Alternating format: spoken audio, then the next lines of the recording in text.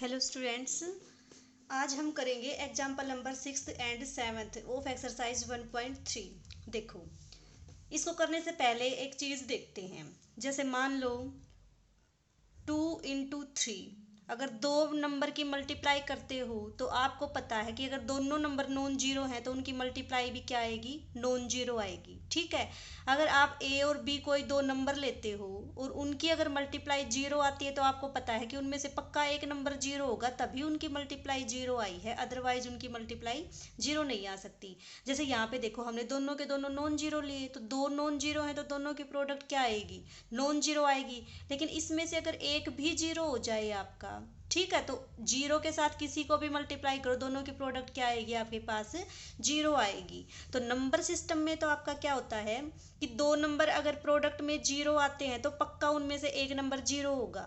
लेकिन मैट्रिक्स के केस में आपका ऐसा नहीं होता। मान लो आपके पास एक मैट्रिक्स ए है, दूसरी मैट्रिक्स बी है, अगर इनका प्रोडक्ट जीरो है तो जरूरी नहीं है कि ये दोनों मैट्रिक्स जीरो हो या इसमें से एक जीरो हो, ये दोनों नॉन जीरो भी हो सकती हैं और तब भी इनका प्रोडक्ट क्या आ सकता है, जीरो आ सकता है। ठीक है, कहने का मतलब ए अगर नॉन जीरो है, बी भी अगर आपकी नॉन जीरो है, तो उस केस में भी आपका अगर इन दोनों का मल्टीप्लिकेशन करते हो तो वो जीरो आ सकता है। ये क्या होता है आपका मैट्रिक्स के केस में।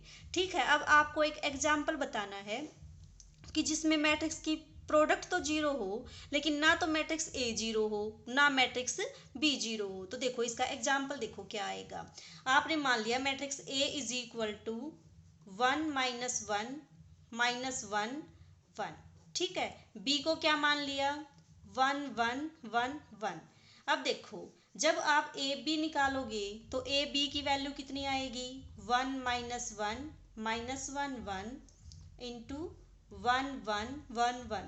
सबसे पहला रूल क्या, ये देखो कि क्या इन दोनों की प्रोडक्ट आप कर सकते हो या नहीं कर सकते। ठीक है, क्या देखते हो इसमें, इसका ऑर्डर कितना है 2 × 2, इसका ऑर्डर भी कितना है 2 × 2।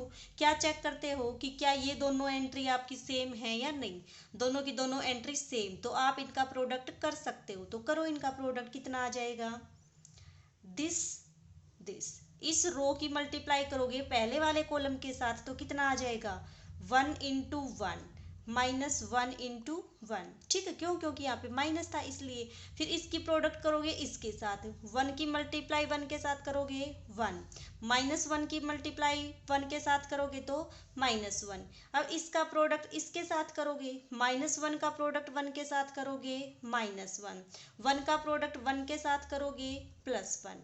फिर क्या करोगे, इस रो की मल्टीप्लाई इस कॉलम के साथ करोगे, -1 × 1 -1 1 × 1 +1। ठीक है, करो इसको सोल्व, कितना आ जाएगा, 1 - 1 0 1 - 1 0 1 - 1 0 1 - 1 0। तो देखो, ना तो ए जीरो था ना बी जीरो थी, लेकिन दोनों की प्रोडक्ट क्या आ गई आपके पास, जीरो आ गई। सिमिलरली आप क्या निकाल सकते हो, बी ए, और बी ए निकालोगे तो वो भी कितना आ जाएगा आपके पास, जीरो आएगा। तो आपने क्या ऑब्जर्व किया कि दो मैट्रिक्स अगर नॉन जीरो हैं तो उनका प्रोडक्ट क्या आ सकता है, आपका जीरो आ सकता है। ठीक है, इस एग्जाम्पल को याद रखना, ये आपका 6th एग्जाम्पल है, पेपर में आ सकता है, इम्पोर्टेंट है। ठीक है, अब उसके बाद देखो 7th एग्जाम्पल। 7th एग्जाम्पल में क्या दे रखा है आपको कि अगर आपके पास दो मैट्रिक्स हैं बी और सी, दोनों के दोनों क्या है, नॉट इक्वल, लेकिन एक सेम मैट्रिक्स से अगर इसको मल्टीप्लाई कर दोगे तो दोनों मैट्रिक्स क्या आ सकती हैं, आपकी इक्वल आ सकती हैं। ये शो करना है आपको। क्या दे रखा है, दो मैट्रिक्स हैं बी और सी, दोनों की दोनों क्या है, नॉट इक्वल टू, यानी कि इक्वल नहीं है।